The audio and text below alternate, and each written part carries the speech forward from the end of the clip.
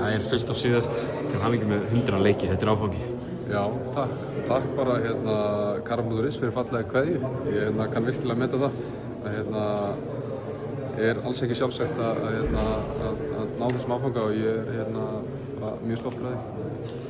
100. leikurinn, þú mættir klárinn inn í leikinn og settir fyrstu körfuna. Lítur að hafa verið gaman að svona sjálfstraust að fá að mæta þannig inn.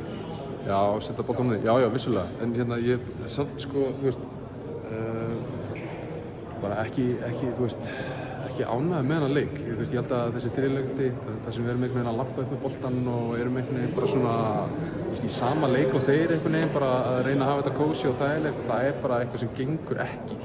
Þú veist, gildin okkar sem körfuboltalið, við verðum að hlaupa upp völlinn, við verðum að hreyfa okkur hratt, við verðum að, því að þeir ráða ekkert við það. Og það var, vissulega gaf okkur séns á að koma sér niður 2-3 stíðan í lokin, en bara má gerast, við höfum ekki gleyma hverju við erum. Ég ætla að vera svolítið jákvæður eftir þetta höfður, þó ég skil ekki hvað áttu við sko. En ég ætla að segja að íslenska liðið, þeir eru löngu hættir að máta ykkur á móti svona sterkum liðum. Þeir eru bara í leikjum.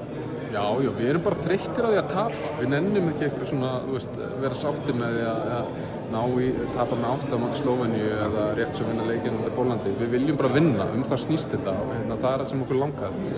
Og þú veist, og svo bara einhvern tíma seinna getur maður horft þakklátur fyrir mótið og þakklátur fyrir frammistöðu og áhorfendur og allt það. En við gerum kröfur að gera betur og hann getur gert betur í dag, en samt, þess að halda áfram í ákveðina eins og þú vilt hafa, þá ég svo stoltur af strákunum og stoltur að vera partur af öllu staffinu, öllu þjálfarateyminu og öllum þessum leikmenn sem þessu liði sem standa alltaf á bak hvern annan og maður bara alltaf hrærður að klæða sig í búninginn og vera með þessu gaurum.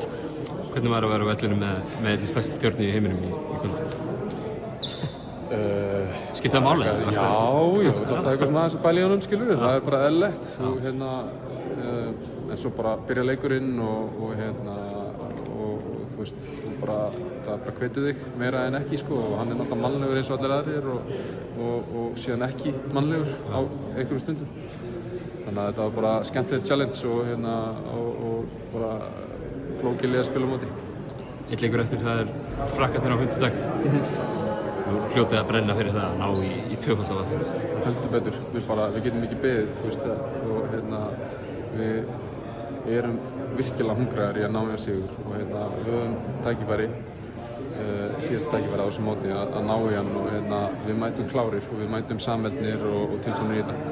Kærar þakkir að þér og gangi ykkur vel. Takk.